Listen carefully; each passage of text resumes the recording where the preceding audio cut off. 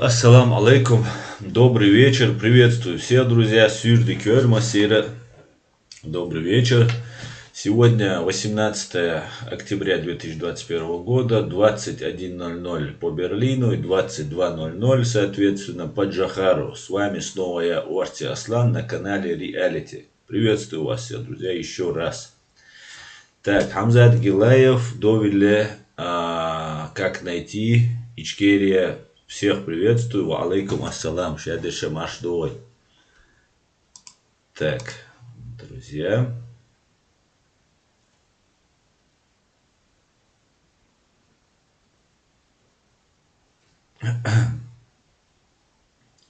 Ва алейкум ассалам. Чеченский след. Ха Машвой. Шавега Машвой.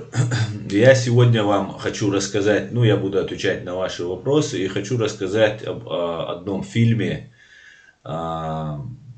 про казнь 4 российских солдат. Фильм называется, сейчас одну минутку, «Приговоренный» называется фильм, Вахтанга Микеладзе. Этот фильм я хочу сегодня обсудить. Речь идет о Салмане Тимирбулатове, который один из тех, кто казнил этих 4 людей. У меня есть свидетельские доказательства, факты этому делу, уже видео записано. Я пару слов на чеченском скажу. Видео ойвехаряц, анина гойтаряц, тхуацадита гойтарю дюцерду шадега мадар. А теперь перейдем к этому фильму. Так, сперва к вашим комментариям, потом к этому фильму. Так, Машуэр, леди. Делир салам маршал хуль массарна. Муслим Арцуев, ва алейкум ассалам, шавега уоль. Здравствуйте всем честным людям.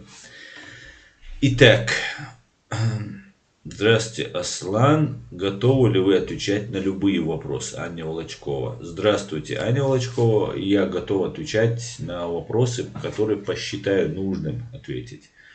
Например, я не готов отвечать на какие-то личные вопросы. Поэтому задавайте свои вопросы, и я буду уже решать, отвечу я на них или нет. Чеченский след, Рязанский сахар. Напоминает, ставим лайки и подписываемся на канал Reality. Так, давайте подождем немножко, и потом я вам расскажу про то преступление, которое было совершено во время войны. Людей, у которых буквально за несколько дней до этого погибли товарищи. Например, погиб брат Доки Умарова недавно до этой казни. И много убитых женщин и детей. Я вам тоже сейчас предварительно покажу небольшой фрагмент перед тем, как начать рассказывать про эту казнь. Чтобы была ясная картина. Не что там какие-то люди поймали каких-то наемников и их казнили. В какой обстановке, атмосфере все это было. Не расскажу всего, потому что я считаю, что пока не время для этого, но я думаю, если те нападки, которые на моих друзей, на моих родственников, на меня, на моих товарищей происходит, я буду рассказывать все, и люди, которые будут свидетелями этому, они тоже готовы будут, они записали, готовы, но без их разрешения я пока выкладывать не буду. Но если нападки будут продолжаться, и та оголтелая просто ненависть, которая проявляется к нам, она чуть-чуть не утихомирит свой пыл, то мне терять нечего. Я буду до конца говорить всю правду, которую только смогу раскопать. А раскопал я ее очень много уже. Очень много. Так. Поехали дальше. Для обхода блокировки измените страну, напоминает чеченский след, Рязанский сахар. Страну настройка вашего аккаунта YouTube на любую другую страну, кроме России. YouTube канал чеченского правозащитника Аслана Арцуева «Реалити» запрещен к просмотру на территории Российской Федерации, сообщает еще раз чеченский след, Рязанский сахар. Салам, братья, слава Ичкерии. Салам, героям слава. Так, кто у нас был? Артур Целлер. Так, Аня Волочкова. Ну как ты считаешь, что Рубати Мицаева предала вашу Ичкерию и собирается поехать в Кадыровскую Чечню? Ты видел видеозвонок Кадырова и Рубати, где Рубати говорит Рамзан сила? К большому сожалению, я не видел это видео. Ну, может, там кусочек, может, видел, когда ехал за рулем. Когда рядом сидящий смотрел, может, вот в этот момент. И мне это не так важно, она уже сказала, и сейчас обсуждать это не имеет значения. Но я хотел бы напомнить вот вам, Анечка, пропагандистке, которая зашла на этот канал для того, чтобы сейчас я что-то сказал на Рубате, потом я сказал еще на кого-то и отвлекся от основной темы, которую я сегодня хочу рассказать. Никакой кадыровской Чечни не существует.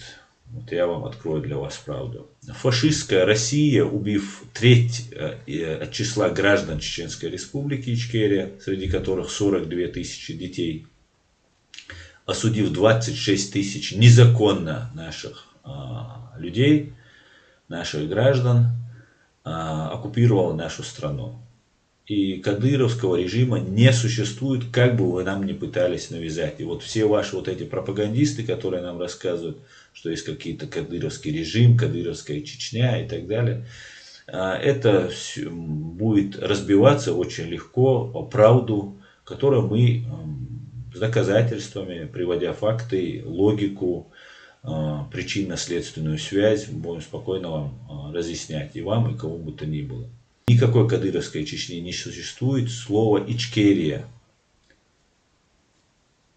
Слово Ичкерия пишется с большой буквы. По-моему, мы зависли, да?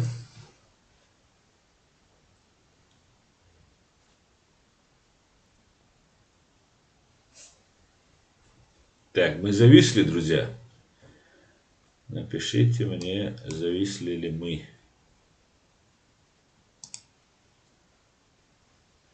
Так, я так понимаю, мы зависли.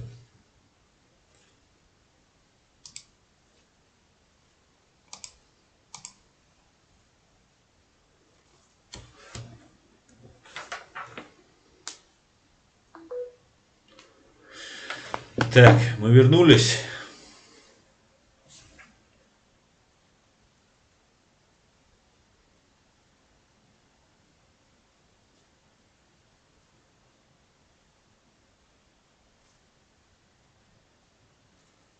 Так, мы вернулись, я вернулся. Так что вот так вот, Волочкова, я, кажется, ответил на ваш вопрос. Купер. Россия это империя зла, это подавление всех прав, попрание самого главного права, право на жизнь. Россия это мракобесие. Полностью согласен с тобой. Купер. Как найти? Аслан, то есть, если выложишь видео, о котором ты говоришь, не произойдет ли еще большее дробление народа? Я думаю, дробление здесь слово неуместно, мы и так не очень едины, скажем так, в этом. На сегодняшний день, ну, конечно же, объединение у нас обязательно произойдет и будет происходить на здравом уме, на международном праве, в соответствии с нашими традициями, с нашими законами. Обязательно это произойдет. Но видео, которое я уже сделал, мы уже записали, туда есть еще моменты, которые нужно добавить. В принципе, без них оно полное, но было бы хорошо, если бы еще одного или двух человека я еще опросил, записал. Пока их согласия нет, но я думаю, оно будет. если будет ситуация принимать очень серьезные обороты. Я сейчас не хочу больше вдаваться в подробности во все эти, но на нас, как я уже много раз говорил, на моих соратников, на моих родственников идет охота. Не афишируется, нас не показывают по российскому телевидению, нам не звонят разные большие марионетки из оккупированной Чеченской Республики Ичкерия. Ну, работа ведется очень усиленно, упорно против нас ведется. И что бы ни случилось, что бы они ни сделали, отступать мы не будем от намеченных своих целей. Будем идти к ним. Кого-то потеряем на этом пути, кого-то не потеряем, но мы будем идти так, как мы можем. Свободная, демократическая, правовая Чеченская Республика Ичкерия – это не отдаленные какие-то мечты, это сегодняшняя фактическая реальность, которая можно сказать, осязать. И те моменты, которые нам сейчас пытаются навязать, мы эту ситуацию тоже рассматриваем, как в дальнейшем будет происходить. Есть несколько сценариев развития ближайших событий. Мы бы потребовали бы от этих людей, чтобы они не пытались нас уничтожить. Потому что уничтожить мы тоже можем. Поэтому предлагаю временный нейтралитет. Успокоиться всем. Успокоиться и дать себе обдумать ситуацию, как что, немножко времени, и все будет хорошо. Больше я к этой теме не возвращаюсь, но если я увижу, что нападки продолжаются, то в ближайшее время я опубликую это видео со свидетелями, которые имеются в этом деле. Итак, поехали. Александр Фальдин. Слава Ичкерии, героям слава. Всех витаю, салам, шалом. Владимир Рабинович, витаю тебя тоже. Салам, шалом. Так, я перемотал.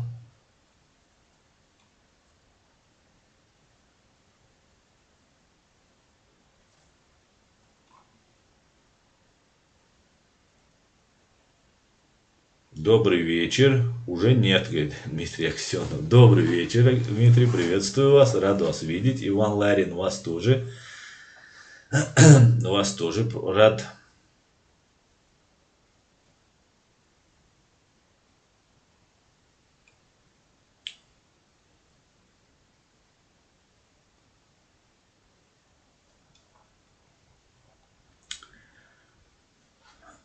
Так, ангел-предохранитель. Аслан, ты прав.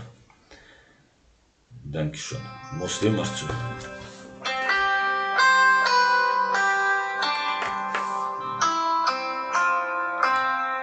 Так, извините, не буду отвечать. Потом отвечу. Так, ставим лайки, подписываемся на канал Реалити, сообщает Муслим Арцу.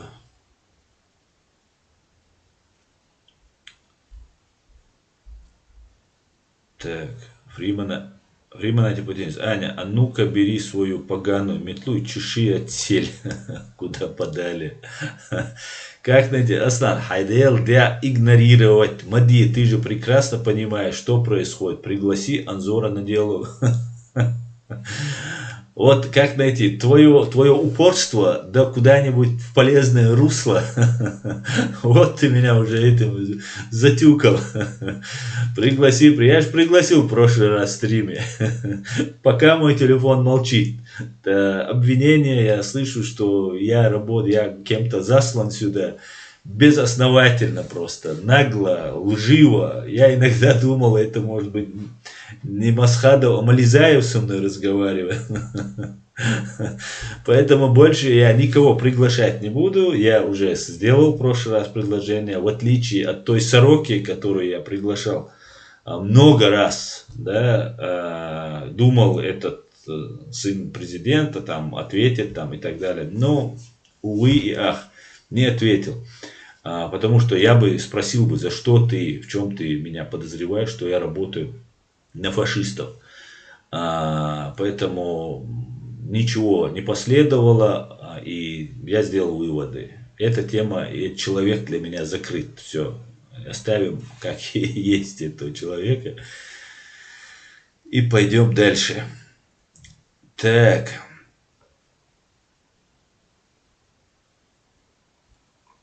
Ассаламу алейкум, вежди, нормально. Ва алейкум ассалам, нормально, машвойль.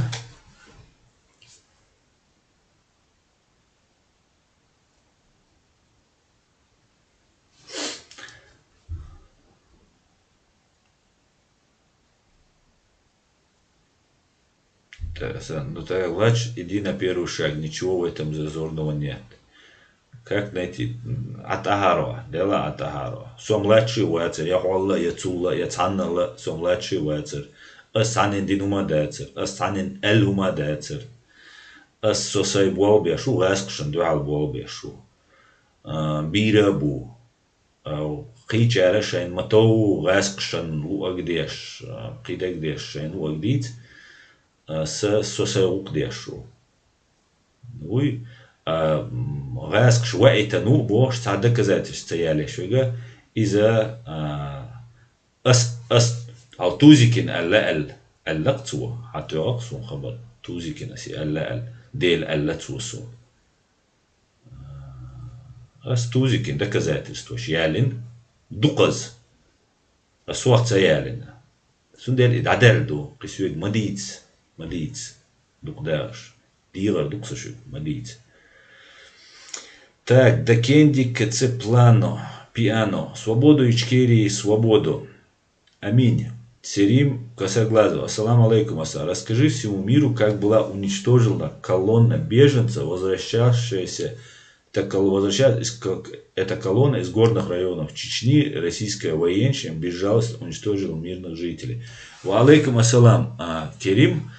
Буду тебе признателен, если ты мне дашь ссылки на это, и я обязательно в одном из своих эфиров это все расскажу. Обязательно. Максим Кремлеботов, что-то многовато. Да, видимо, тема понравилась. Максим, приветствую тебя. Так, Асколи, ва алейкум ассалам, я тебя тоже приветствую.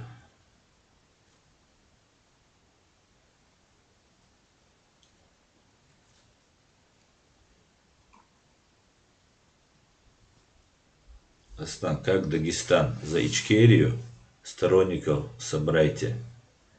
Дикенди. Я не понял, как Дагестан. Нормально Дагестан. За Ичкерию. Сторонников собираем, единомышленников.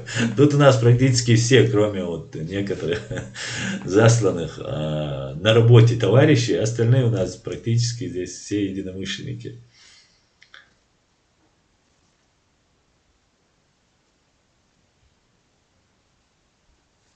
Так, Албания Форео. Предложение каждый выкидывает кремлебота и блокировки. И они будут видеть только друг друга и пусть между собой пишут.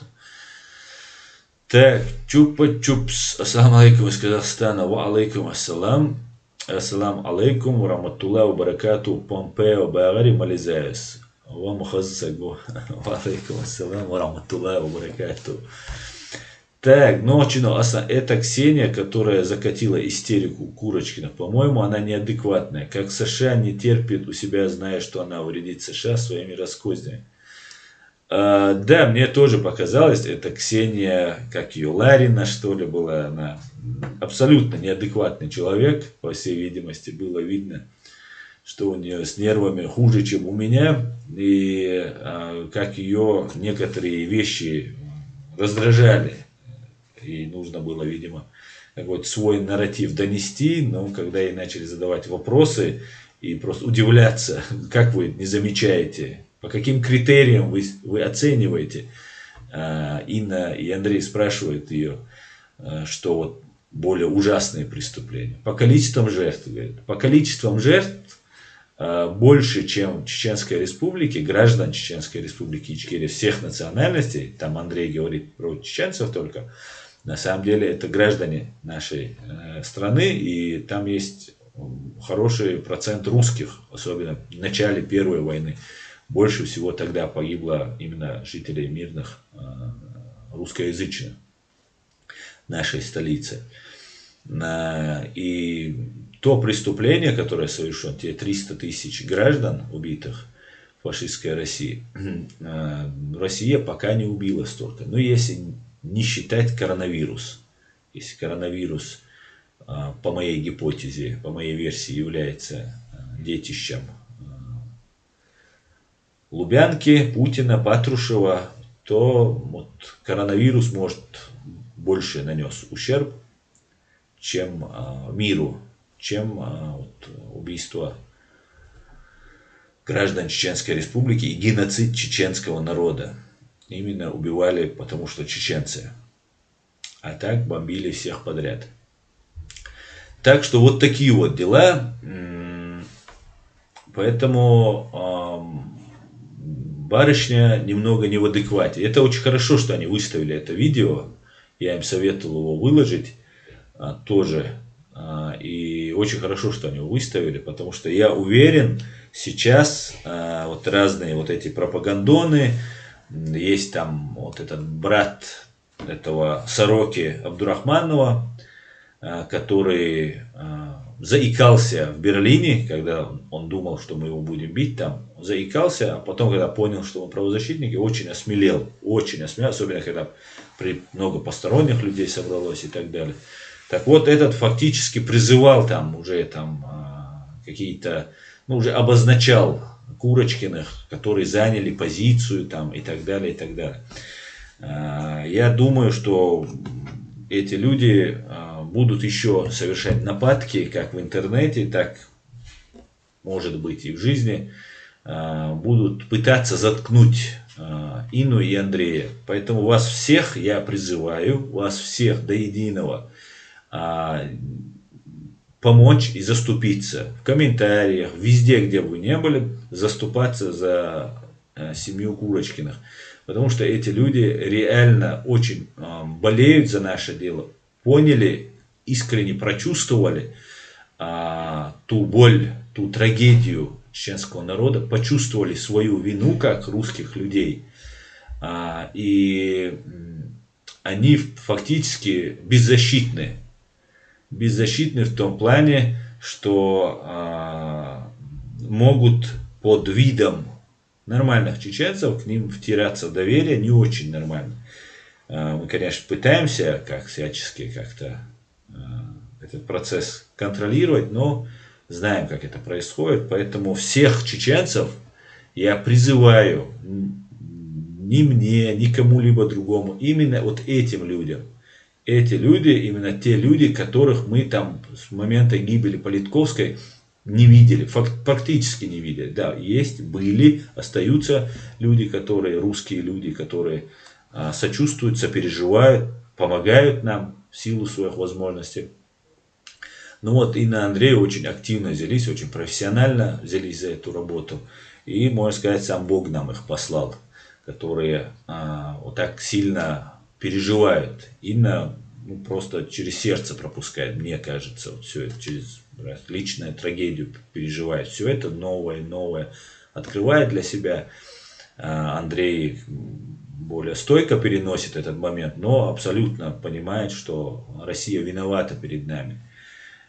И еще раз, ночи, мобититлаш, хизмабайтлаш, шей ниц хоч, дешт яцанумат яцан рилу маитлаш, ахилакуна дуй, und alcha cer düzeg way du chula chocheshum und alcha раскачу дючь, так вой дючильча, мы как заинтересованная сторона, хульцер дючильча, қиичтай пан хуле дик хаза хазис. Тунде асадигар дукшук масерга вай мел велвол кант юа зуд бер дух шейглец лучула цен голец. Дуй цен шабижат беш хала цен дош олшча қидеча дерес гуш дусум лаш волоч водеш масера. Но постарайтесь 7 хельдуй поэтому по поводу них. Так, одну минутку.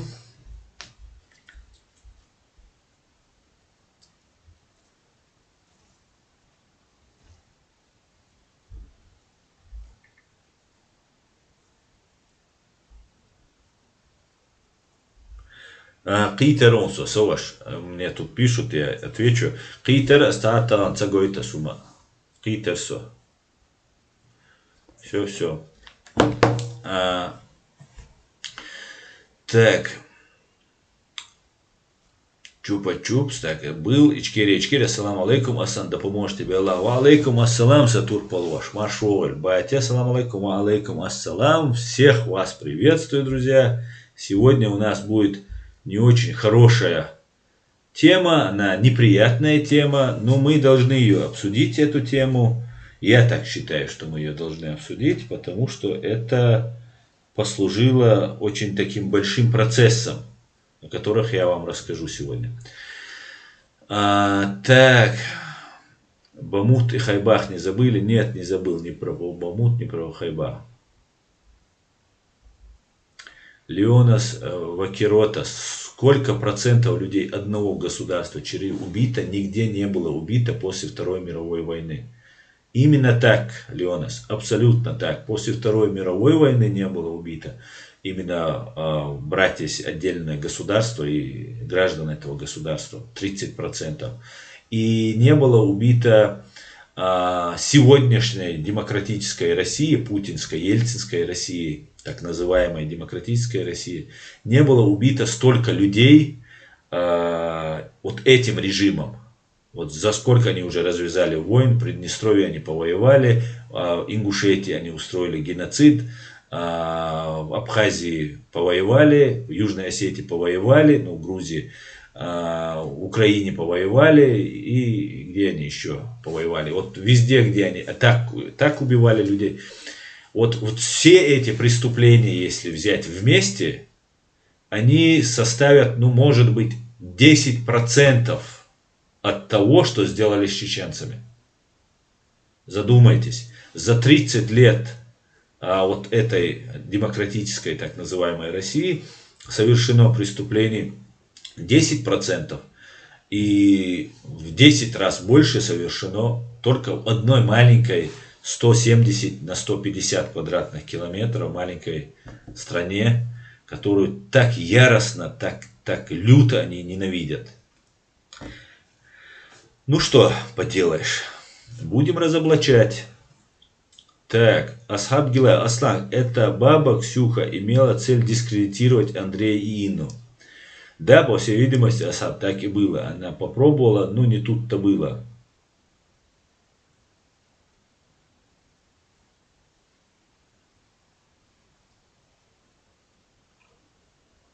Так.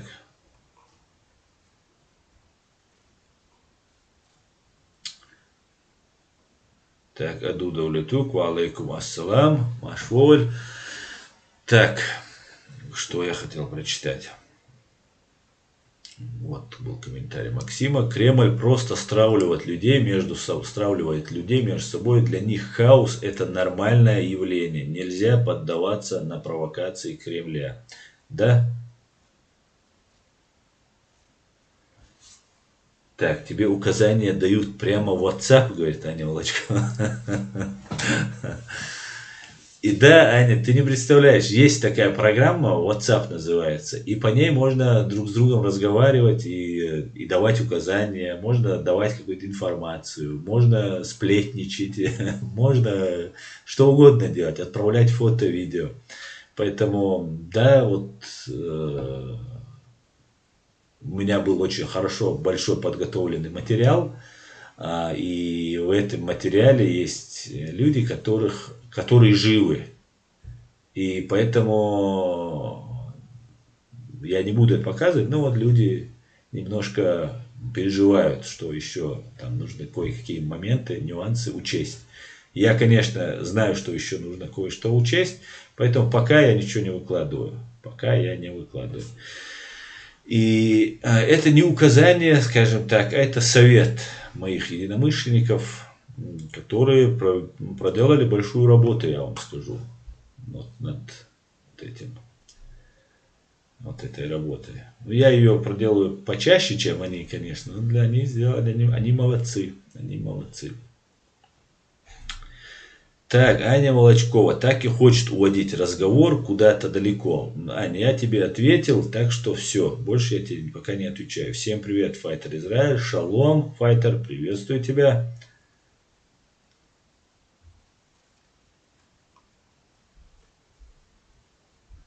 Так, не блокируйте Аню пока, оставьте, не блокируйте, пускай будет. Нет оскорблений, нет выпадов, нет российской пропаганды, поэтому пока не баним.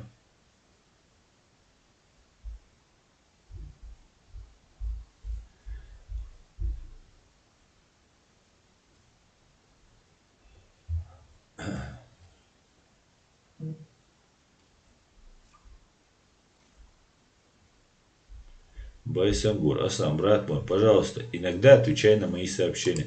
Обязательно, Байсангур, пиши, вот сейчас отвечу. Я просто иногда не вижу, и все.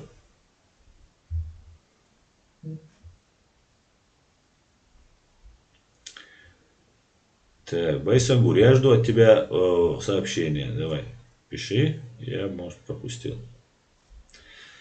Так, Андрей Свиридов, пускай Аня тут побудет, будем ее изучать. Да, Андрей, согласен. И вообще нужно немного быть терпимей. Если нас не оскорбляют, явно не нарываются, то оставим людей, пускай пишут, смотрят и так далее. Игорь Катков, а как же кровная месть? Разве непонятно, что это глупость, дикость, необразованность? Что именно? Кровная месть, глупость, дикость, необразованность. Что вы имеете в виду?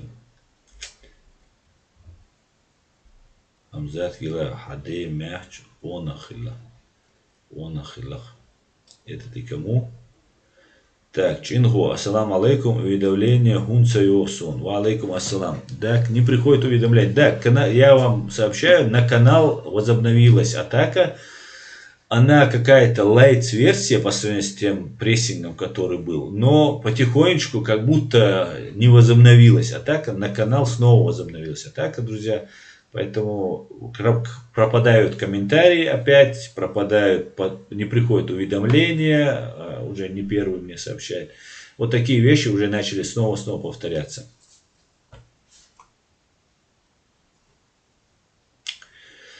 Так, Андрей Свиридов, Аслан, скажи честно, тебе тоже понравилось, как Курочкины разнесли Ксению сегодня? Да, Андрей, мне очень понравилось. Да. Ну, ладно, не буду больше. Так, Байсангур, пожалуйста, братья и сестры, давайте поможем Аслану, давайте, кто сколько сможет. Не-не-не, Байсангур, все нормально, финансово у нас все нормально. Мы же не зря ездили, вот сейчас форум польский, финансовый форум, второй в мире считается после Давоса экономический форум. Поэтому с финансами все очень сильно нормализовалось, даже больше, чем следовало. Поэтому пока в деньгах не нуждаемся. И, во-первых, наверное, больше не будем нуждаться именно на наше дело. А для личных нужд я, конечно же, просить этого не могу. Для дела, для нашего общего дела. Хотя, конечно же, было бы хорошо, если у нас был свой канал, телевидение, я получал бы зарплату и было бы намного лучше, конечно. Но дойдем и до этого, да, Аллах, дойдем.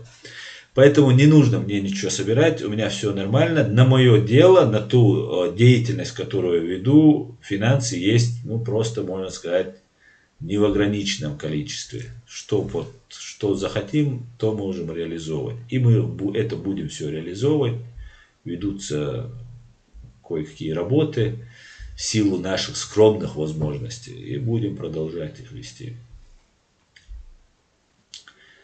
Так, как ты относишься на данный момент? Ну, отстань от меня, Аня. В прошлом, позапрошлом стриме я все сказал. Я все сказал. Может, я по-чеченски, может, там сказал, и не все ты поняла, наверное. Поэтому я не буду отвечать. Я не буду отвечать. Оставь. Не стравливай, хорошо? У нас есть русские фашисты, которые оккупировали нашу страну. Я всех призываю обратить внимание на русских фашистов и их прихвостней. В первую очередь на русских фашистов, которые оккупировали нашу страну. Все.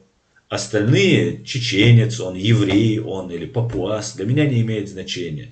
И сводить все там, взрослой, больной, онкологией болеющей, взрослой, можно сказать, бабушке, не побоюсь этого слова, сводить меня к этим разговорам. Нет, я к этим ничем не буду. Я не буду на это вестись ваши. Я все сказал в своем стриме, на чеченском языке сказал. Она меня услышала, и я ее заблокировал, и у меня нет никаких с ней связей. И все, проехали. Ичкерия Forever. Ичкерия Forever. Аслан. Мализаев 2 Адвитлаша, Волча, Хицевеш, а тот, кто тоже помпео саламаш, хохуттор дон, салмаш, хуйтер дон. Ладно, целуйте, а кивагам целух. Просто. Магомед Джамбеков. Аслан, поможешь мне подать заявление на Кучму его украинский суд? Оправдал, хочу, чтобы предстал перед международным чисто юридически. Магомед Джамбеков, я не могу тебе в этом помочь. Ты можешь к любому юристу, адвокату у себя в Украине обратиться и заниматься этим вопросом. Я вообще с делом Кучмой не связывался, не связываюсь и не собираюсь связываться. Кучман, вот то усилие, которое ты на Кучму направляешь, не знаю, что он тебе сделал, конкретно, лично, может, тебя коснулось, но лично нашего народа коснулось то, что сделал Путин. И вот если бы ты писал бы часто Путин, а не Кучма, мне бы было намного приятнее это видеть. И заметь, не знаю, что тебе сделал Кучма, но Путин лично мне, моей семье, так сложилось, что лично, ну там, кроме финансовых, человеческих потерь мы не понесли. Поэтому это не мое личное какое-то неприязнь к Путину или неприязнь к ФСБ. Они меня сделали своим врагом. Я долго не хотел им быть, но они вынудили меня, уничтожив мои города, уничтожив моих людей, мой народ, моих граждан, наших граждан. Поэтому займитесь лучше Путиным и Патрушевым, пожалуйста. Все направьте все силы туда. И ФСБ. Хамзат Гилаев. Вот так, это не мне.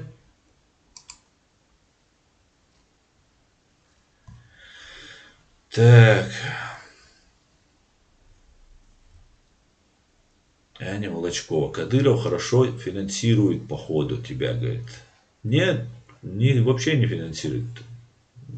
Анечка, не финансирует. Я был на международном экономическом форуме в Польше. И там были люди, которые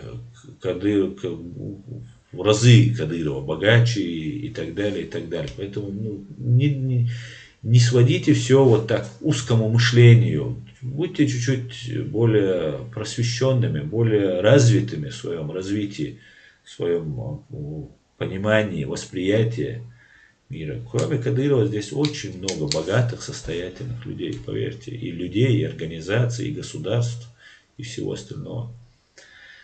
Кадыров меня не финансирует, потому что Кадыров предатель своего народа. Понимаете? Предатель. Я неоднократно говорил, самое большое по числу просмотров, ну уже может быть сейчас на втором месте, за 400 тысяч просмотров, видео, где я с кадыровцем разговариваю. И там можно четко понять, это в самом начале. А все остальное это ваша брехня, это ваша ложь, которую вы... не тебя, Анечка, я имею в виду, а имею в виду вот тех пропагандонов, которые выступают и гонят на Кадырова. Только лишь на Кадырова. Представляются противниками Кадырова. Я их называю, в прошлом своем стриме назвал, реванш неудачников. Это те неудачники, которые тогда Дудаева пытались сместить, теперь пытаются сместить Кадырова. Но те неудачники... Ну, эти же, они, те же самые лица, просто набрали себе вот некоторых сорок говорящих, которые сейчас им помогают, и по-другому они чуть-чуть подходят. Ну и в отличие от Дудаева, Кадыров по горло в крови просто, это запатентованный убийца. Поэтому у него позиции послабее, чем у Джохара. Но при всем при этом, вот эти неудачники, те в прошлый раз, когда пробовали, они представлялись россиянами. Они говорили, мы за Россию, мы хотим быть в России, в составе России. Хотя они тоже притворялись какое-то время оппозицией. И так их и называла российская пропаганда, их оппозицией называла. Теперь же, после того, как мы пережили геноцид, мы все это увидели, появляются уже другие позиционеры, которые отпускают бороды, делаются похожими на мусульман. Хотя я уверен, в Бога они не верят, потому что такие вещи, ну просто, ну, чуть-чуть даже человек, если имеет совесть, даже если не верит в Бога, он должен как-то сдерживаться. Но это людей ни Бога, ни совести, ничего у них этого нет. И они сейчас представляются от нашего имени. Потому что сместить Дудаева нужно было при помощи чеченского народа, называя Дудаева засланным, плохим, там, третье, десятое. Теперь же, чтобы сместить Кадырова, то же самое повторяется. Теперь нужно уже привлечь там мусульман уже, да, привлекают под этот соус. Я не против того, чтобы они друг друга смещали, сажали, выдавали компроматы, которые у них имеются, которые мы будем аккуратненько складывать. Абсолютно не против. Только за. Я против только того, чтобы говорили от нашего имени. Я говорю вот этим сорокам, называйте себя как есть. Такие-то, такие-то ФСБшники против вот такого-то ФСБшника Кадырова. Или ГРУшники против там, или еще кто-то там, или группа Патрушева против группы Путина. А Кадыров, как известно, один из столпов, на чем держится режим Путина, да, вот этими кадыровцами. Путин запугивает всех своих остальных разных генералов. Я это давным-давно понял и говорил, что Кадыров не будет разгонять митинги в Москве, он будет запугивать генералов в окружении Путина. Он для этого нужен, этот Кадыров. И вот его хотят расшатать. И что самое интересное, по такому совпадению, логичному совпадению, потому что Запад не всегда честно и последовательно придерживался своих же ценностей, своих же норм, своих же декларируемых, своей же конституции ценностей. И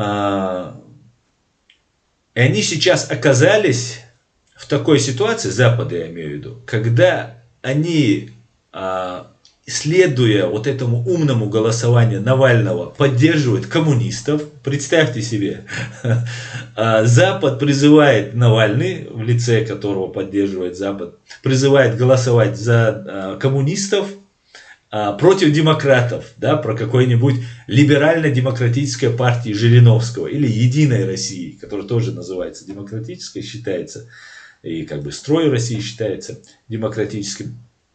И Запад поддерживает коммунистов. И вот такая же ситуация происходит в отношении Кадырова. Западу выгодно, чтобы Путин ослабился. Я не против, конечно, я не против. Но я исхожу из той конечной цели, к которой мы придем. заменить Кадырова на Алханова меня не устраивает. Но это устраивает Запада. Потому что Запад во время активного геноцида, массовых нарушений прав человека, убийств, называл это внутренним делом человека, внутренним делом России. То есть можно сотни тысяч людей убивать, и Запад считал это дело, внутреннее дело России. И многие на Западе имеют вот эту позицию. Ну, слава богу, здесь есть и порядочные люди, принципиальные люди, с которыми мы дружим, налаживаем связи и будем продолжать налаживать эти связи. И слава богу, все хорошо развивается. Так вот, так совпало, что противники Путина, они в связке теперь с Западом, некоторые. И вот создаются разные оппозиционные там движения, так, народное движение Рус-Адат, да, русский Адат, которые запустили бывший верховный судья Чеченской Республики Ингулбаев и его сыновья. И тоже нам достают информацию, которую можно получить только или из дежурной части того или иного отдела или общей Чеченской Республики. Кого задержали, пофамильно, во сколько, где. Очень быстро получают они информацию. Им помогает Елена Милашина из «Новой газеты». «Новой газете» дают редактору, дают Нобелевскую премию. Потом есть там, забыл его фамилию, ну, известный правозащитник, который этих Ингулбаевых приводит в Совет Федерации, Совет Европы. Там где-то они там делают какие-то дела. И представляются такими противниками, оппонентами Кадырова, но одновременно они представляют как бы народ. А вот здесь, вот в этот момент, я говорю, стоп, это подмена, это не представление народа. Народ имеет свое государство и государственность. Народ пережил страшный геноцид, страшные преступления. И от имени народа, представляясь защитниками народа, люди, которые отстранены от власти, которые по какой-то причине стали оппонентами, не из-за идеологических, финансовых и материальных моментов стали оппонентами Кадырова. Вот и все, что мы говорим. Это немного может показаться несведущему человеку сложно, а так, в принципе, схема очень простая, которая отрабатывалась еще в начале 90-х против Дудаева. Оппозиция, которой управляют русские спецслужбы, прикидываются защитниками народа. И вот то же самое сейчас происходит. И мы будем всячески этому препятствовать. И поэтому ни в коем случае поддерживать Кадырова мы не намерены, финансироваться от Кадырова мы не намерены, даже если будет он предлагать. Никаких предложений не поступало, кроме киллеров, кроме угроз, кроме какой-то дискредитации с их стороны. Больше ничего. То, что забирает, ФСБ работает по моим родственникам, забирает родственников, пытает током, избивает, угрожает, собирает досье, готовит против меня уголовные, административные дела, и так далее, и так далее, и так далее. Что бы они ни делали, мы будем продолжать свою работу, потому что мы абсолютно считаем себя на правильной стороне истории. Мы считаем, что раз нас так преследуют, то делаем очень правильно работу свою, которую мы должны делать. И мы требуем возмещения того урона, который был нанесен нашей стране и нашему народу, нашим гражданам. Как материальный, так и весь остальной, в том числе и репутационный, который Россия нам очень сильно навредила, и нам придется еще долго отмываться. Так что вот так, если вкратце ситуация у нас обстоят дела вот в Чеченской Республике. Так, я чуть-чуть перемотаю. Точнее, почти все перемотаю. Да здравствует шариатская Норвегия, батя-лабатя. Да здравствуй, да. Так, Магомед, ты не туда зашел, Кучма тут не вариант. Так, Максим 1. How many people are dead in Chechnya? Deep sleep. 300,000 погибших у нас. Как много людей, он спрашивает, в Чечне погибло? 300 тысяч. Максим, было бы здорово, если бы мир отказался от использования нефти и газа и перешел на другой альтернативный вид топлива. Тогда у России кончились бы деньги, и она быстро пошла бы к самоликвидации. Да, да, да.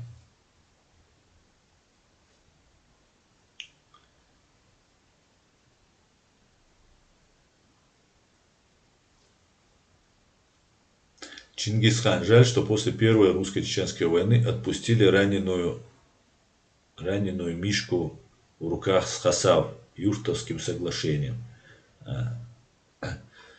Да.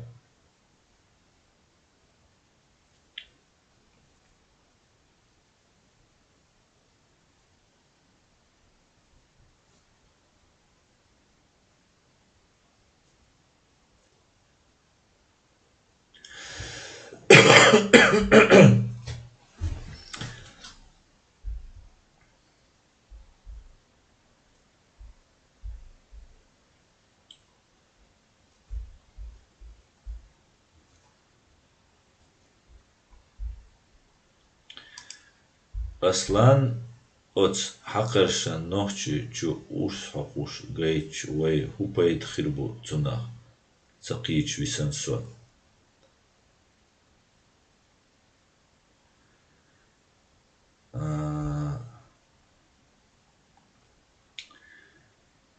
Хамзат.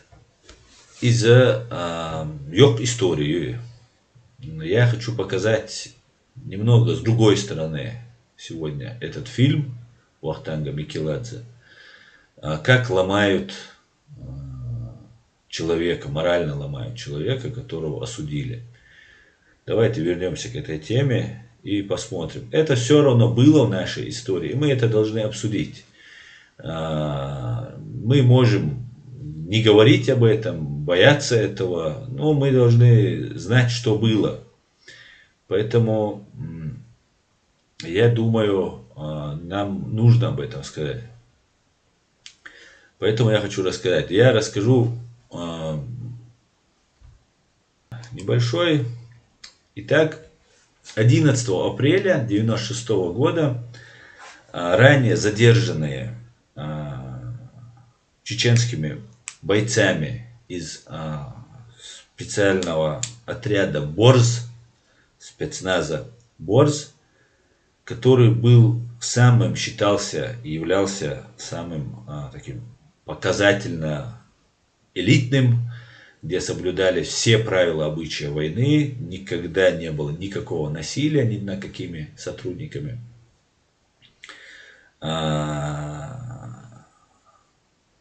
Задержанными российскими оккупантами и кем бы, вообще ни над кем-либо. Очень правильно и достойно в соответствии с международным правом, обычаями и законами войны люди вели свою священную войну. И вот через какое-то время были задержаны 11 апреля, они были уже казнены, вот буквально за день, по-моему, до 11, 10 или может быть 9 были задержаны 4 российских военнослужащих, точнее наемников. Русские их называли контрактниками, но в чужом государстве это называется наемники, наемничество. И эти люди были казнены. Я вам расскажу то, что я знаю из этой истории, которая не попала в фильм Вахтанга Микеладзе. Кстати говоря, отец Вахтана Микеладзе, грузинский политический деятель, который был в 30-х годах репрессирован и расстрелян. И несмотря на это, Вахтанг Микеладзе, в 50-х годах его отец был реабилитирован, а Вахтанг Микеладзе продолжил служить Гибне. И вот этот фильм «Приговоренные» пожизненно, где рассказывается про тюремную жизнь Салмана Тимирбулатова, которого русские уничижительно назвали трактористом там, и так далее. Хотя такой клички у него или позывного у него не было. Это так, для пущей важности это делалось. И на Западе к середине войны нашей, на Западе, в Англии в частности, на канале BBC, вы у меня можете на канале «Чеченский след Рязанский сахар» увидеть это видео. На канале BBC вопрошают журналисты и гость в студии, или там по телеэкрану, телемосту, вопрошают, что репутация, имидж демократа Ельцина очень подмочен, и его нужно восстановить. И восстановление этого имиджа, ну, хотя бы на уровень чеченского, да, не говоря уже там не воюющих демократических стран, а воюющей Чеченской Республики. И поднять имидж демократа и защитника прав человека в России, конечно же, это считается чуть ли не оскорблением у них. И они что придумали? Они придумали опустить наш уровень нашего имиджа на свой. И вот произошло то, что произошло. В 1996 году была эта казнь, в 1997 году Россия в апреле, буквально через год после этой казни, Россия вводит мораторий на смертную казнь в 1997 году. Осенью, через полгода после того, как Россия ввела мораторий на смертную казнь, то есть мораторий — это приостановка приведения высшей меры наказания смертное лишение человека жизни, приостановка вот этой меры. При этом смертная казнь в России не отменена, она просто приостановлена, мораторий введен. И заменяется высшая мера лишения жизни человека, казнь, заменяется на пожизненное лишение свободы.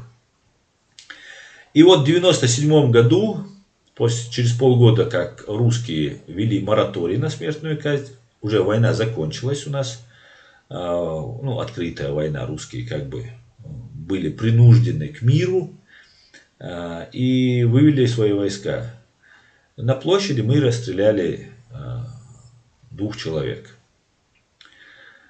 И тем самым я хочу донести до чеченцев, что тем самым портился наш имидж. Мы стратегически не планировали и не высчитывали действия нашего врага. Мы просто шли, ну, конечно же, все дело в агентуре, которая среди нас была. Ее тоже нужно вычищать в обязательном порядке. Вот эти моменты нашей истории мы должны четко для себя понять, что поднятие имиджа демократического президента Ельцина происходил путем опускания имиджа чеченцев. И вот одним из опусканий этого минуса, этого имиджа, была казнь вот этих 4 наемников, которые попались реально под горячую руку. Как мы знаем, Буданов, который убивал людей и убил Эльзу Кунгаеву особо жестоким способом, получил 10 лет тюрьмы. Салман Тимирбулатов получил пожизненное лишение свободы. И очень много людей были арестованы по этому делу и посажены. Некоторые погибли, некоторые живы, некоторые просто кто там рядом был, где кто-то там мимо проходил и так далее. Вот так люди пострадали. Хотя многие даже не знали, что там происходит, там кто-то рядом как-то оказался. И затем было еще казнь была уже в Дагестане. Об этом тоже можно будет отдельно говорить. Но мы должны понимать, что куда нас привели и как нас выставили, в каком свете. И чтобы начать бороться с этим, я уже борюсь с этим уже долго, ну, мы должны еще понимать, что надо признать свои ошибки. Нравится нам это или не нравится, но мы должны в части, где мы совершили ошибки, даже если у нас есть смягчающие обстоятельства, обязательно, конечно, указывать на эти смягчающие обстоятельства, указывать на то, что у Салман Тимирбулатова было 7, по-моему, детей малолетних на иждивении. Он убил всего лишь одного человека, он застрелил его, он не пытал его, он ничего особо жестоким способом не убивал, он поставил его на колени и выстрелил ему в висок, объявив за то, что за наших погибших братьев там и товарищей. Именно буквально за несколько дней до этого погиб, из их группы погибли товарищи, один из них брат Доки Умарова. Потом были убийства женщин, детей. Я вам сейчас сперва, перед тем, как показать это видео, покажу, что творила российская армия, чтобы было понятно состояние Тимирбулатова.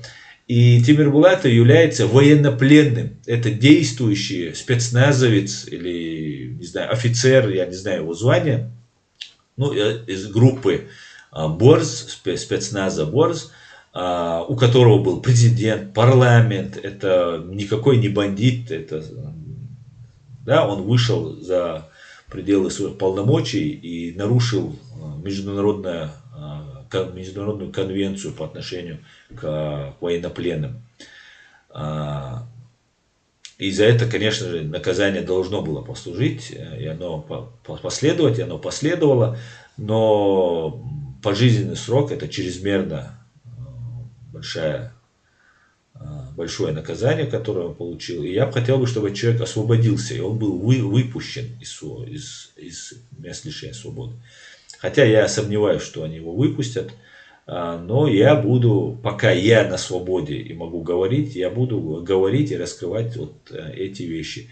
И я понимаю, что это неприятно. Я ни в коем случае не очерняю Ичкерию.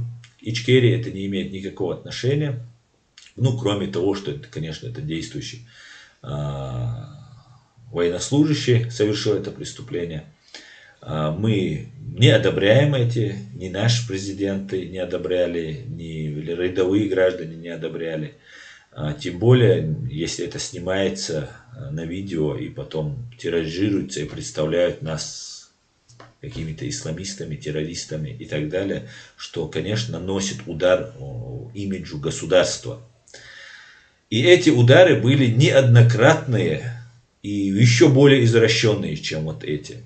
Именно поэтому я хочу сегодня рассказать. А сейчас я вам хочу показать буквально несколько минут из тех кадров, которые Associated Press рассказывает нам о тех событиях Первой русско-чеченской войны.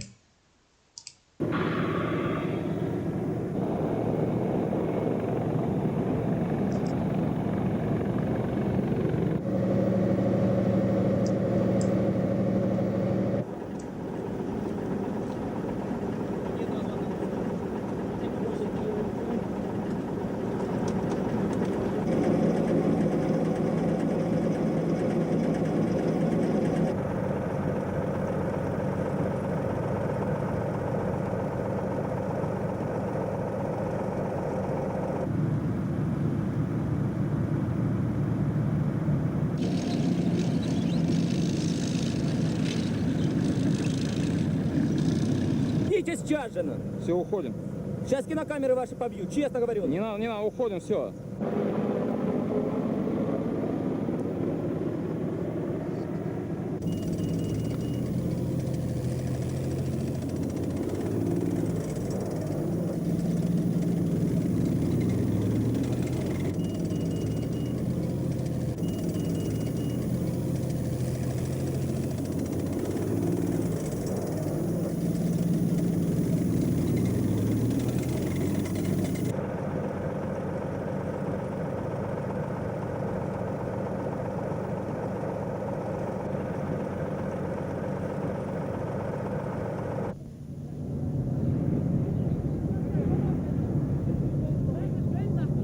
Смесь.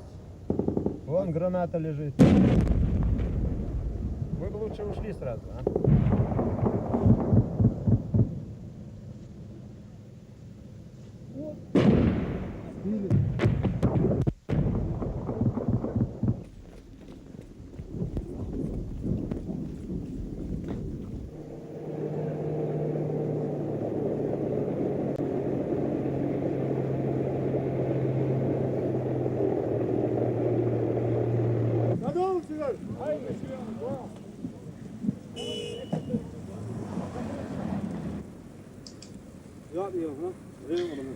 Я не буду вам показывать эти ужасные кадры, которые здесь опять.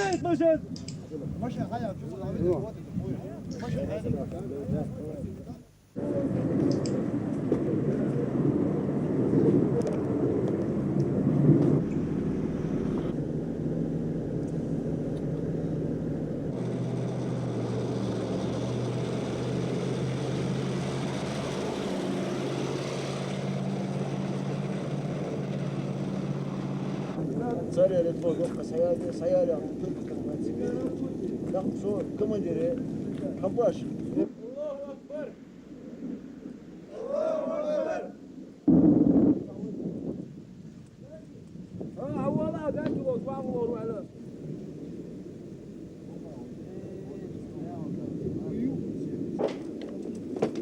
Не разбираю, кто русский, кто чеченец. Может, он раненый?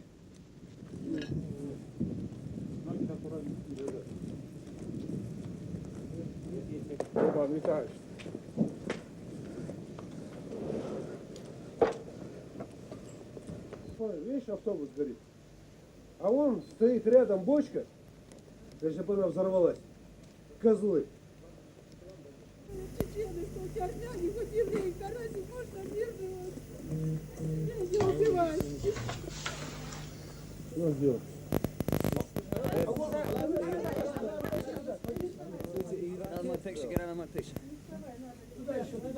Полицию увезли ее. Полицию увезли, неизвестно. Да, нормально будет. Да что такое?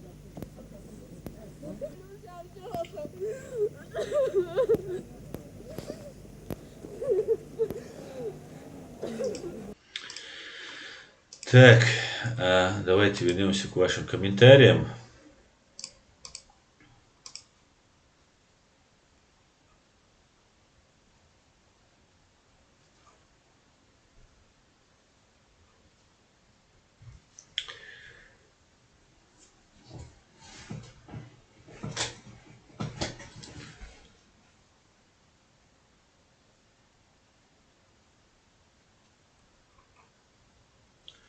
Сулейман, ассаламу алейкум. Оставь этот расстрел. Что-то сделали эти ребята. Был ужас.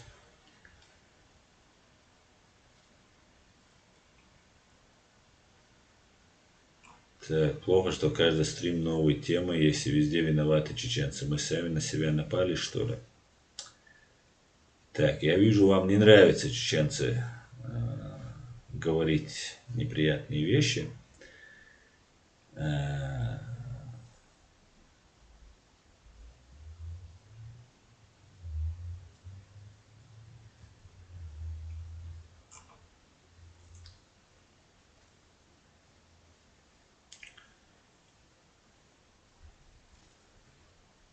Все хорошее, плохое, что было, надо обсуждать. Я вот такой позиции.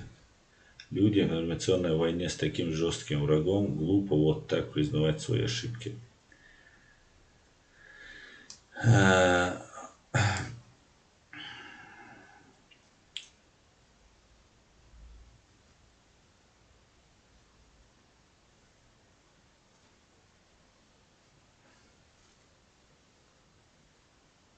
Говори все как есть, Аслан, приятно или нет. Андрей, что ты имеешь в виду? Я что-то пропустил, может быть.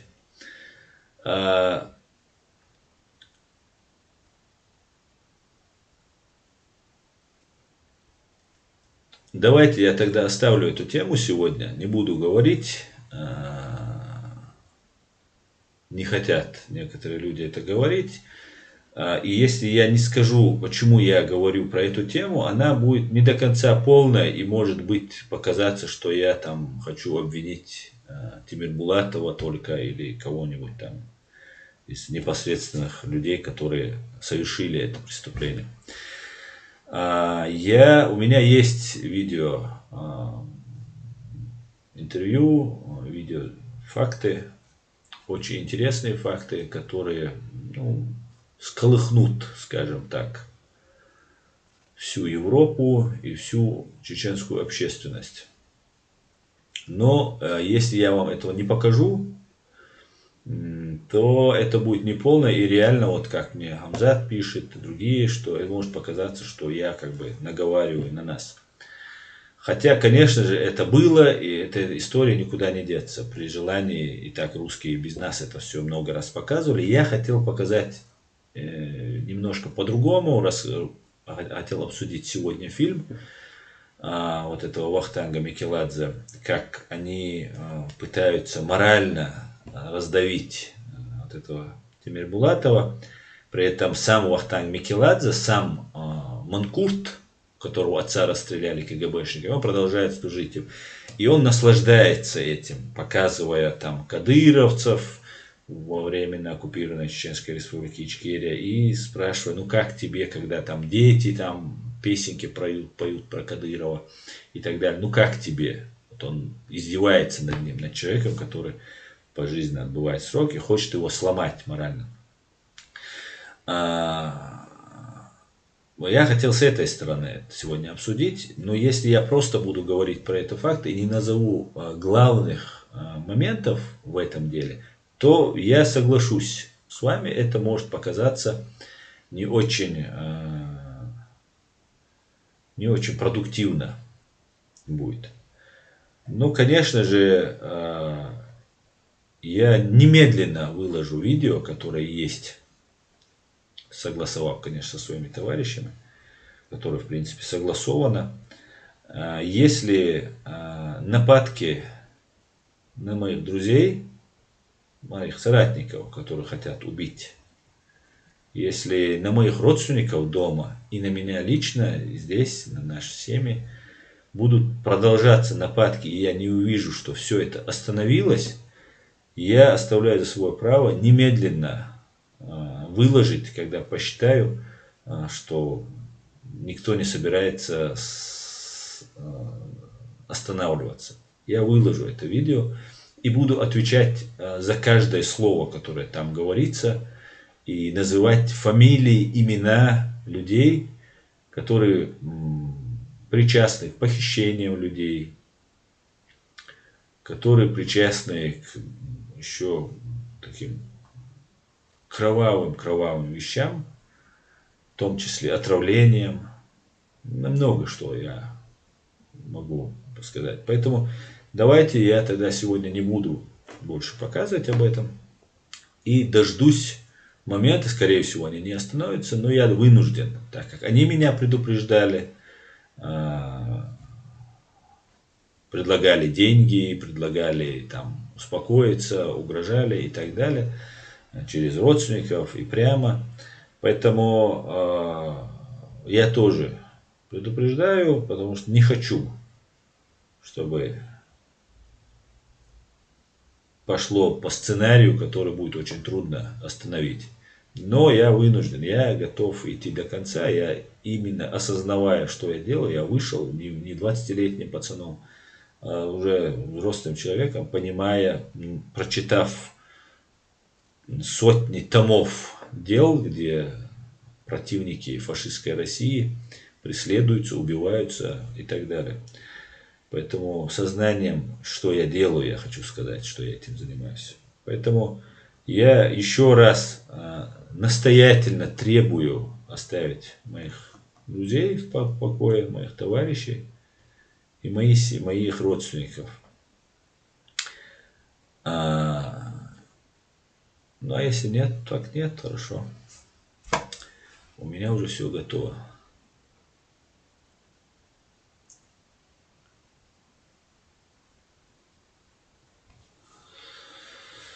Так.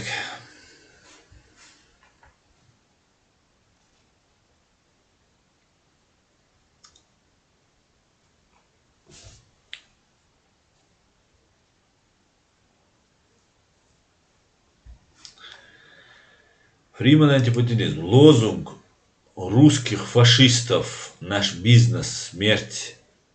Лозунг русских фашистов. Наш бизнес, смерть и бизнес идет хорошо. И эти слова были написаны на шевронах путинских убийц, вагнеровцев.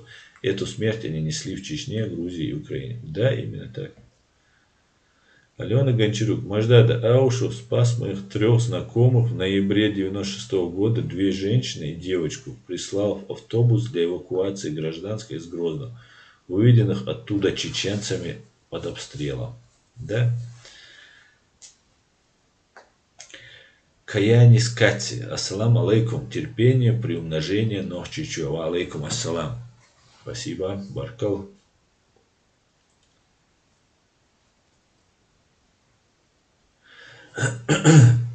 Чингисхан. СССР представлял из себя медведя, стоящего на 2 лапах, с открытым ртом, зубами и вытянутыми лапами с когтями, и весь мир боялся и уважал. А Россия — это мишка беззубая, поджатым хвостом.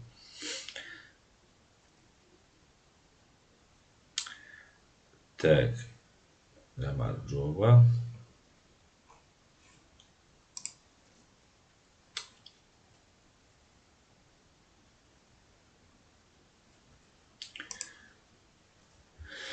Так, ладно, не покажу я вам тогда всего того, что хотел показать, потому что у меня была небольшая программа для вас. Ну, тогда, если все пойдет как идет, то в ближайшее время вы более развернуто увидите все.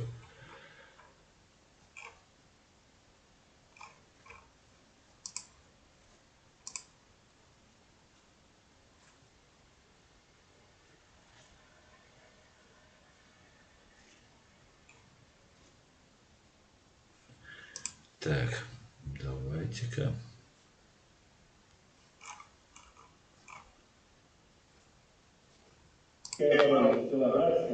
От российских войск. Так, давайте.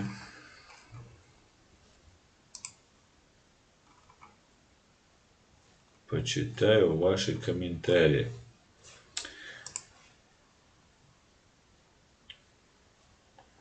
Ассаламу алейкум. Теперь так, перемотаем. Так, Чингисхан, СССР представил. Так, это не мне, это не мне, это не мне. И как на вкус, так, леди. Но проблема в том, что любимый актер такой красавчик и так классно играет роль. Это серьезная проблема людей и не только у нас.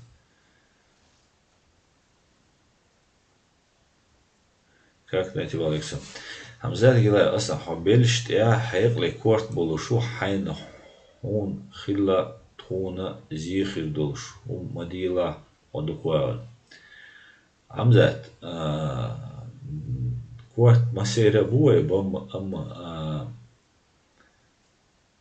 хайн хум хилла хайн хун خلاع تون إزيخي دو شو مدير عنه خلاع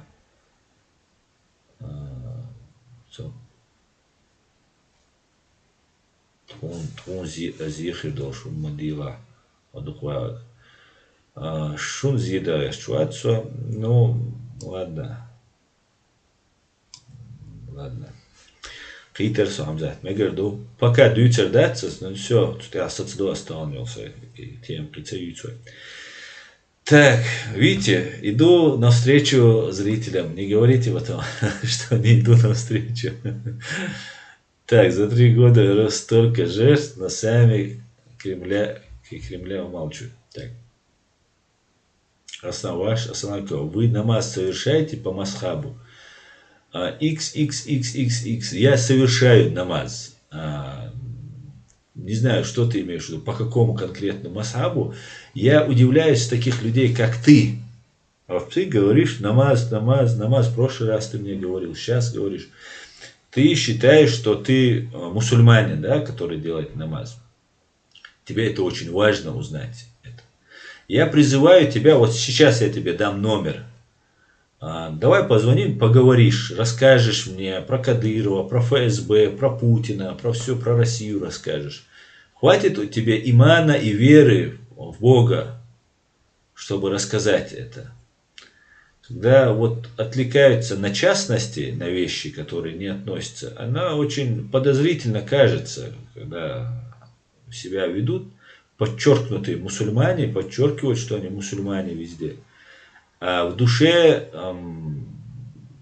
не соответствует. Ты готов сейчас со мной поговорить и рассказать, как ты относишься к Путину, как ты относишься к ФСБ, к Кадырову? Готов ли ты? Скажи, вот ты мне много раз писал, я вижу. Расскажи. Хорошо, я жду от тебя, XXX. Так, что ж так мало в чате ставим лайки, распространяем. Так, Андрей Свирид, Аслан, надо показать, где были наши ошибки, потому что мы думаем, что мы идеальны. Андрей, я согласен с тобой, я в прошлом своем стриме показал, и я согласен с Хамзатом, который говорит, что и в прошлый раз, и сейчас это люди, которым я доверяю, да, их мнение мне важно. И, может быть, сразу выдавать не нужно. И я планировал открыть большую тайну, которую мы владеем. И я не один ею владею.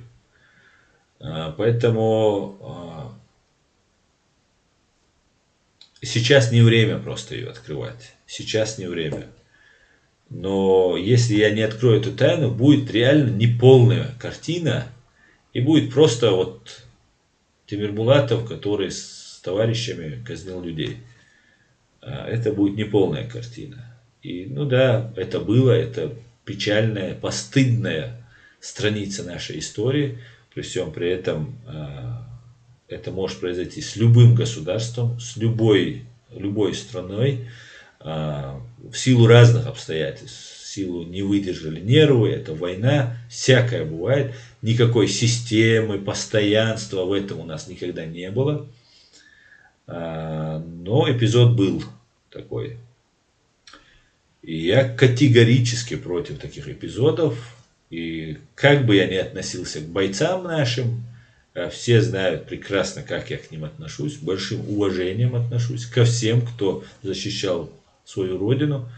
Я не могу оправдать таких людей. И, конечно же, я не считаю, что Тимирбулатов, если картина будет вся раскрыта, заслуживал такого сурового наказания. Но это другая история. Поэтому я все расскажу, и будет очень много интересной информации. Очень много. Чем дальше, тем больше будет этой информации, которую я буду предоставлять на суд общественности. А там посмотрим.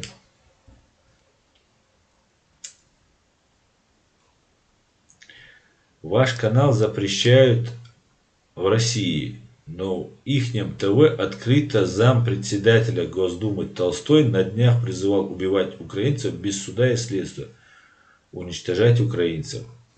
Да, мой канал запрещен, и они открыто призывают убивать украинцев. Также призывали убивать чеченцев, также призывали убивать грузин. Да, это страна фашистская страна. Мой канал запрещен на территории фашистской России. Этот момент некоторые товарищи упускают из вида, конечно. Но вот помехи для развития и нашего канала, чтобы мы могли доносить информацию, всячески просто препятствуют. Просто всячески. Все видео, вот у меня нет видео, где я призываю кого-то там взорвать, убить там и так далее. Там даже тот исламский фактор, которым очень сейчас принято пугать. Я выбиваюсь из их вот этой матрицы, из их рамок, за их рамки ухожу, ломаю все их стереотипы. И им приходится все равно запрещать, и причем видео запрещаются те, которые касаются истории становления чеченского государства. И, к большому сожалению, наши люди, которые историки, которые свидетели, участники этих событий, они не делают вот хронологически четко сохраняют, делая одним за одним вот эти видео, где сохранялась история. Они умрут сейчас, дай бог им много лет жизни, но если они умрут, все, они между собой вот все свои свидетельские показания унесут на тот свет. А русским России, фашистской России, имперской России очень это мешает. Это видно по моим видео. Запрещают не только мой канал, но даже отдельные видео они запрещают. И вот такая вот ситуация. Поэтому ставьте лайки, подписывайтесь на реалити, если хотите знать правду. Правду без прикрас, без искажений. Как мы ее видим, как мы ее представляем, вот так мы ее и выкладываем.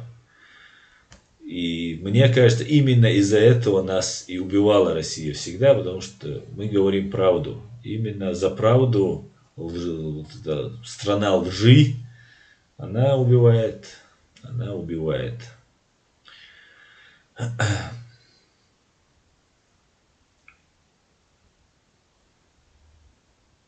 Хун зихила, тхуна зихил дубу хамзат.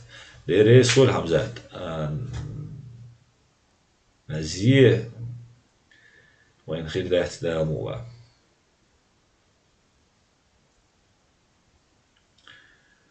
Так, Асан, а мне навстречу ты не идешь. Почему не иду? Вот как найти? Я тебя, по-моему, больше всех зачитываю здесь и иду. Если ты имеешь в виду там с кем-то там о чем-то договариваться, ну, нужен, наверное, хотя бы единомышленник быть в этом направлении. Ты меня вынуждаешь просто. Но я не вижу единомышленников, моих взглядов, моих представлений, которые идут людей. Я там не вижу, куда ты меня призываешь, если ты об этом, конечно.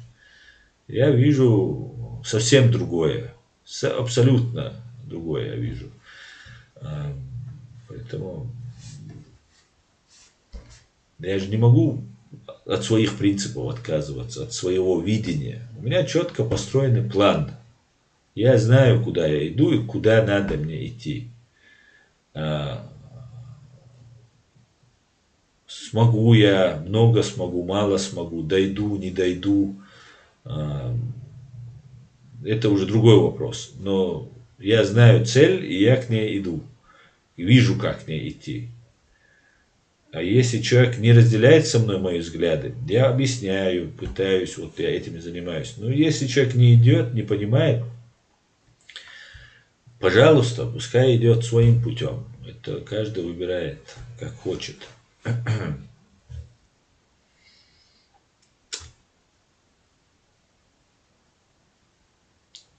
Так, Аслан, большой отток чечен из Ичкерии, как вы это видите? Коянис Каце. Чеченцы выезжают из оккупированной своей страны, потому что идет массовый террор, нет места работы, нет образования, нет медицины. И все то, что нам рассказывают, это фейки, выдумки, обман. Как было в Советском Союзе, как было в Северной Корее, как есть в Северной Корее. То же самое сейчас вернулось, русский мир пришел в Ичкерию, и вот у нас то же самое. Поэтому люди уезжают и продолжают уезжать, и будут уезжать. А здесь их уже, здесь в Европе, встречает уже другая агентура. Это тоже большая работа, которую нам нужно провести по борьбе с этим. И один я не справлюсь, и даже моя организация не справится, и даже еще несколько организаций наших не справятся. Этим должен заниматься в общем чеченский народ, конечно же, в первую очередь, но и при помощи международных институций и друзей с разных стран, которые всячески нам должны помочь. Безвозмездно, то есть. Вот от души помочь, потому что мы ничего не можем дать. У нас нет ни денег, ни ничего. Так, из общечеловеческих ценностей помочь нам. Ну, а если все наладится, оно наладится, я в этом нисколько не сомневаюсь, мы умеем оценивать не только врагов, но и друзей по достоинству. И всегда оценивали и будем оценивать. Опять же, это небезопасно, много людей погибло, хотя не так уж и много не чеченцев погибло, защищая чеченцев, да, исходя из того, как много людей видели эту несправедливость. Возьмем только Россию, да, других даже не берем, потому что другие не причастны по факту. Не так много русских россиян за нас заступалось, помогало, но ничего. Нам хватает тех, кто есть. Эти бриллианты, которых мы находим в этом русском обществе, они бесценны. Они бесценны. Так, время наше заканчивается, к сожалению. Да, я так понимаю, точно, как быстро пролетело время. Доброй ночи всем добрым людям, мирного неба и процветания. Олег Ткаченко. Спасибо, Олег, и взаимно, и вам того же. Так, Андрей Свиридов, тогда я молчу, я просто не знаю, что вы знаете и как хотите подать. Я мог дать бойла. Дейрейс хойль Андрей Свиридов. Дейрейс хойль. Дейрейс хойль Массена. Так, на этом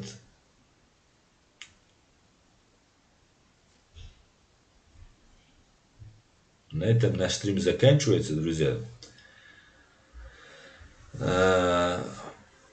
Спасибо, что смотрите. Друзья, сбили вы мне мой настрой на стрим. Завтра или... Нет, наверное, уже не в среду, может быть, позже. Ну, посмотрим. Обязательно выйдем на связи, и я вам расскажу что-нибудь очень интересное. Обязательно. Всего самого хорошего. Спасибо, что смотрите. Спасибо, что поддерживаете. Все будет Ичкерия. Ассаламу алейкум. Спокойной ночи. До свидания, друзья.